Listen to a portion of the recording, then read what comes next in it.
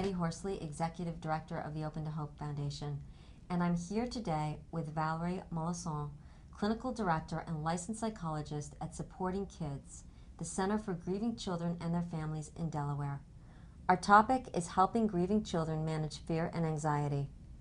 Valarie, I wanted to ask you, are bereaved children more fearful than children who have not lost a loved one? Well, there's a lot of individual variation when there's been a loss in the family, but in situations, especially if a child was very close to the person who died, or the person who died prematurely or in a traumatic manner, yes, there does tend to be an elevation. Okay, and what are some of the common fears in bereaved children?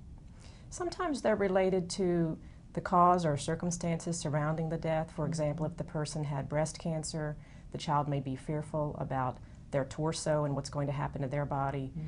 If the family member was taken away in an ambulance, they may be fearful of sirens and so forth. There's also more generic fears that we see commonly. The biggest one is fear that someone else that's important to them is going to die, or that they themselves will have bad health and die. Another one is that they just fear that the world is an unsafe place and they don't know what other shoe is about to drop. And so how do they show us that they are afraid? You know, kids are not as verbal as adults are typically, especially the younger they are, so we're wanting to watch their behavior. And it's almost like a person having a fever. You can look for general signs of stress, the same things that show stress from other sources, such as a child who's losing developmental milestones of things that they've already been able to master in the past, and suddenly now they're having toileting accidents and so forth.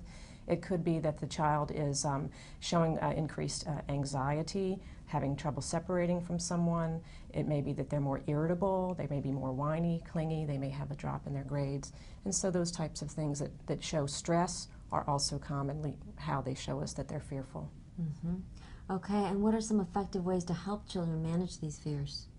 Well, I think one of the most important things is just to recognize that that's what they are, and that it would be normally occurring and expectable after a difficult loss.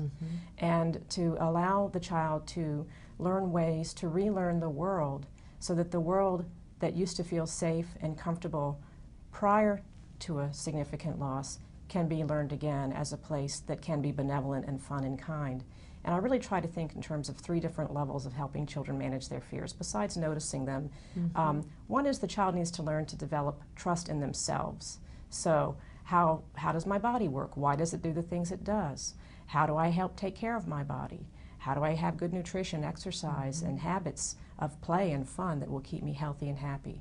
How do I understand my feelings? Do I have a good opportunity to check in regularly with my feelings? So building self-trust is important. Building trust in the caregivers as well, which includes a caregiver saying, I'm hoping nothing will happen to me. I'm not planning to go anywhere anytime soon, but in the unlikely event that something would happen to me, I have made plans for your care, and this is what they are. Children are very afraid to ask those questions of their caregiver because they don't want to stress their caregiver, but they desperately want that information typically.